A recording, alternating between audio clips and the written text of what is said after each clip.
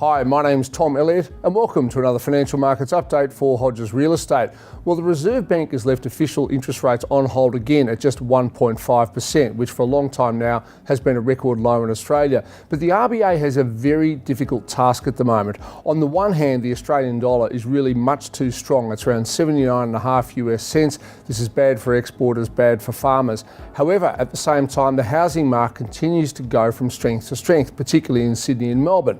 So the Reserve Bank, if it lifts rates to wind back housing, that'll push up the A-dollar further. But if it cuts rates to lower the dollar, that'll put more fire in the housing market. I'm very glad I do not run the Reserve Bank. Speaking of banks, the Commonwealth Bank is in all sorts of difficulty at the moment.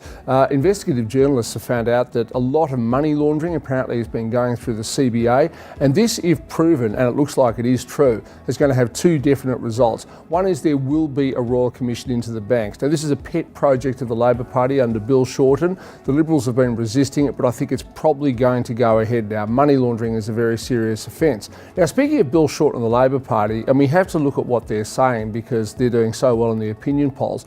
Shorten has come out and decided to try and plug Canberra's revenue hole with a new tax, a tax on the income of trusts.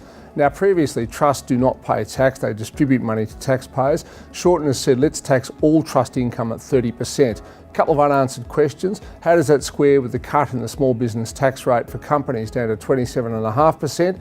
And secondly, what do we do with franking credits? If trust income is franked, do you pay tax on it again? We hope that Mr. Shorten will have some answers for this. Also, retail energy costs are going through the roof in Australia. Recent studies showed that Australian consumers pay between 2 and 4 times as much as what they do in America. Now, that is a real scandal, and no one seems to have an answer or a solution to the problem of expensive electricity. The clearance rate in Melbourne steady at 74% in real times, typical for midwinter. Agents obviously talking up bigger volumes in the coming spring. And remember, if you're thinking of selling or would simply like an opinion of value, be it for your own house or an investment property, don't hesitate to contact your local Hodges office. Their experience can only add value to the process. For more information, go to hodges.com.au. I'm Tom Elliott. Thank you very much for listening.